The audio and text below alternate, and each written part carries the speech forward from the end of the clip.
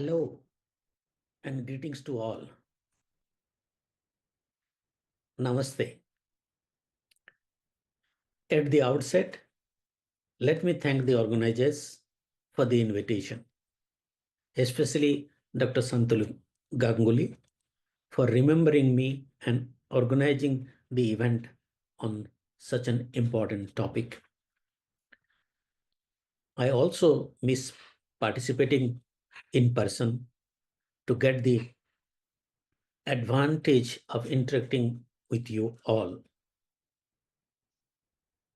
especially the participating dignitaries. Though I hope there will be some opportunity to interact via technology, it would have been really nice to be with you today. It is truly an honor to speak on this forum, celebrating the 133th birth anniversary of Padma Shri Dr. S.R. Ranganathan. The focus of my intervention today is to advocate for a better policy perspective that support open access to research information. Let me also briefly provide my positionality statement. I am a trained library professional and I served as the first program specialist at UNESCO for open access to scientific information. During my short stint there, I developed the UNESCO's Open Access Strategy 2011 to 2018, the Global Open Access Portal, and contributed to UNESCO's open access policy adopted since 2013. Thus, my perspective to opening up research is especially for public good.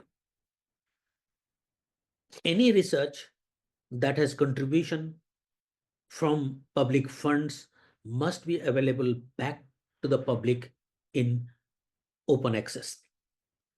In my current role at the Commonwealth of Learning, I promote the use of open educational resources for teaching, learning, and research across the Commonwealth. For the education system, open access and open educational resources are two sides of the same coin. They are complementary and support a robust environment for knowledge generation, management, and distribution. For many scholars, the open access movement started with the digital access.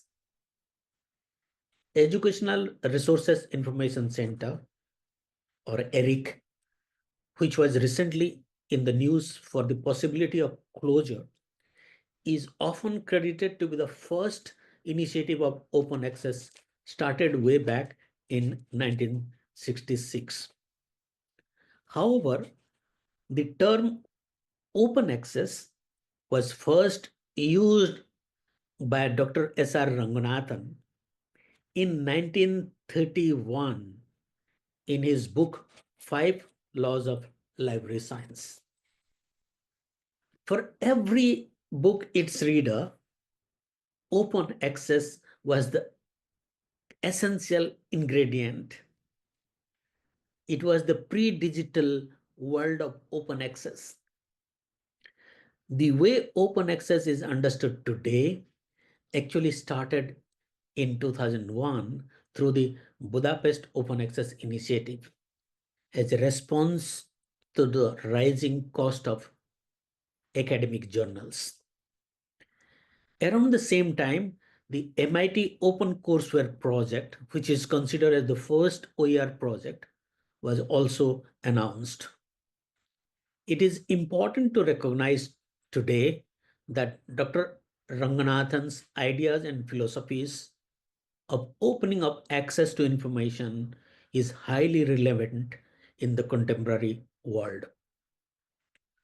Why is it so? Why open access is the logical option? I normally provide three regions. First, the results of research funded by the public resources should not be locked behind paywalls. The public has a right to know the outputs produced with the funds from their taxes. Second, making research available on open access increases visibility of the institution as well as the scholar through increased citation. Sometimes to the extent of 3 times more than closed access publications. For example, one of my peer-reviewed papers on open educational resources has been viewed or downloaded over 20,000 times. Third, open access also gives the flexibility and freedom to the authors to share their work with a suitable open license of their choice, which means as copyright holder of the work, the authors decide how the work will be accessed and used by others. Now let me turn to something else. What are the key problems of opening up research? Why it is not as widespread, at least in India, as we would like to? First, the scholarly communication process that is controlled by the closed access mega publishers. While perpetual access is available for most publications, the process is not often straightforward for subscription-based digital resources. Many of the scholarly journals are also now publishing in open access with payment of publication fees.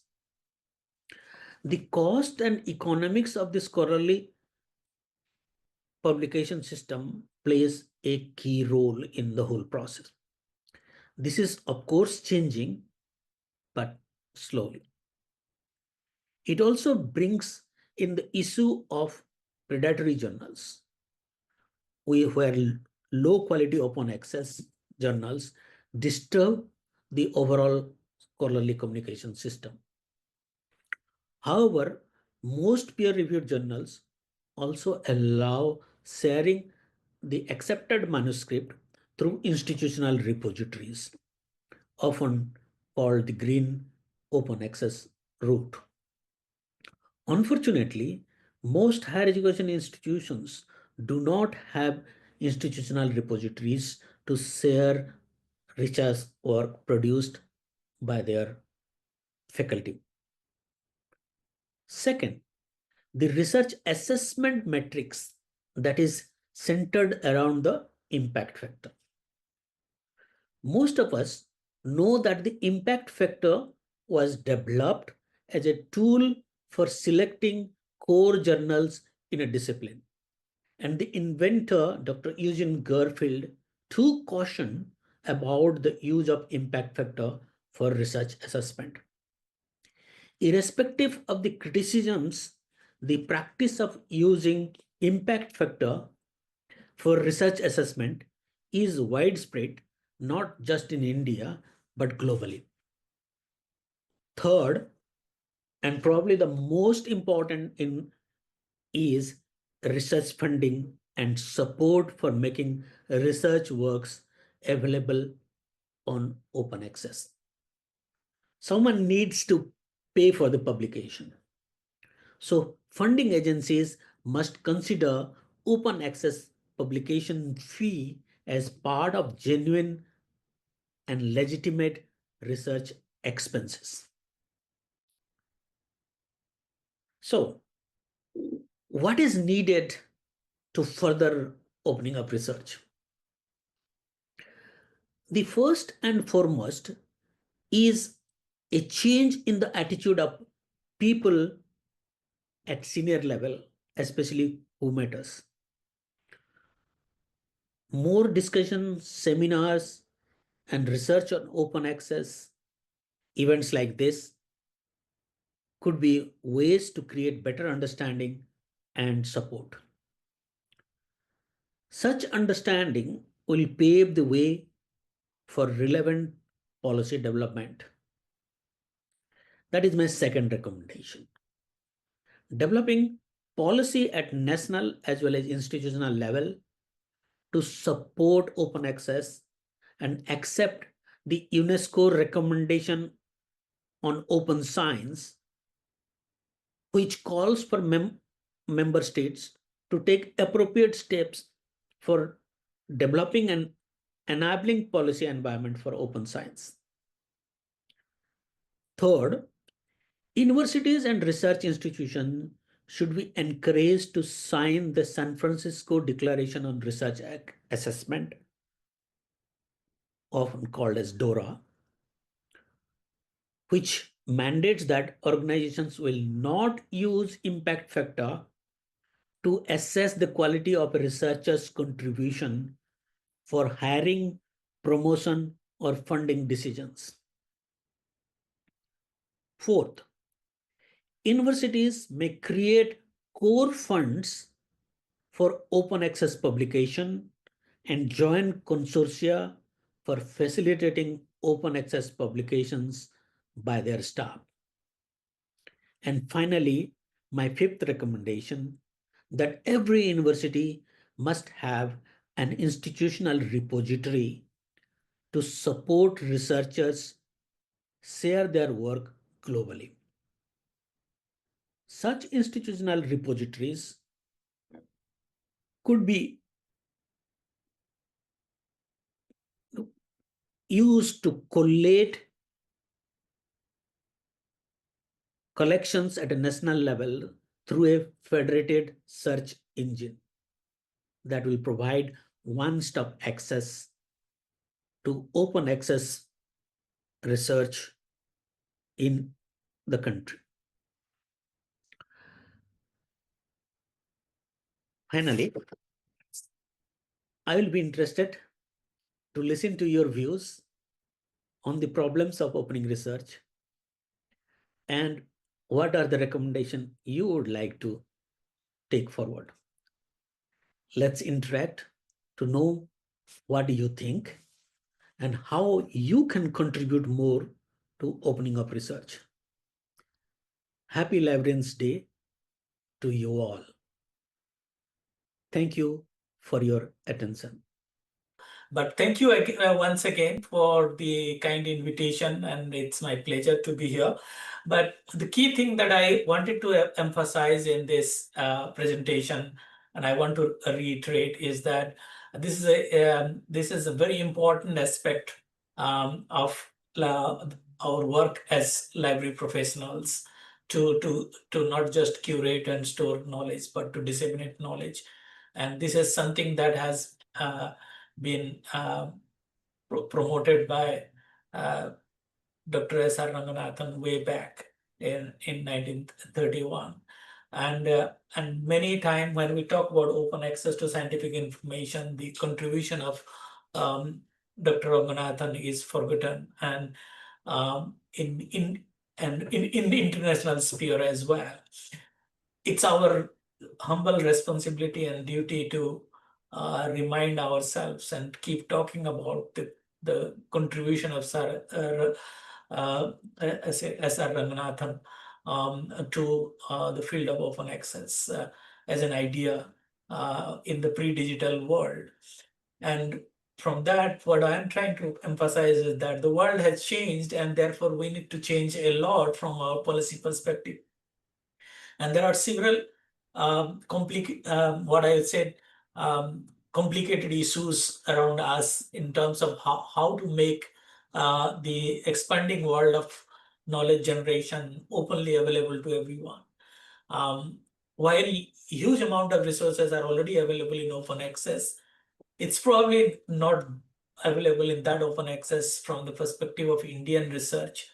And therefore, it is important for us to look at the policy perspective. Why we should be looking at an opening of research work. I think only the Department of Biotechnology has mandated to something on open access, if I'm correct, and also has signed the DORA San Francisco Declaration on Open Access. But other than that, there are a lot more to be done, and universities must, rather I would say universities must play a bigger role in opening up access to research information, and library professionals play a significant role in that aspect to create the advocacy for opening up research. And uh, events like this is probably one way of promoting that policy perspective, but a lot more needs to be done. And I am rather more interested to listen from others in the field who are working to know about their challenges. What are the problems they face, and how they think we can increase access to peer-reviewed research information, which are and particularly which are funded by the taxpayers' money. In those kind of situation, what colleagues who are in the field, working in the libraries, working in information centers, special libraries are thinking about, and what are the challenges? Why are we not having more institutional repositories? Why we don't have a federated search mechanism for open access information, and so on and so forth? But I have tried to give some idea, but I'm more interested to listen to others, and this is an opportunity to do that for me as well. Thank you, Dr. Ganguly and colleagues at Ashoka University for this opportunity. I would like to hear, and then I'll probably respond to any specific questions or comment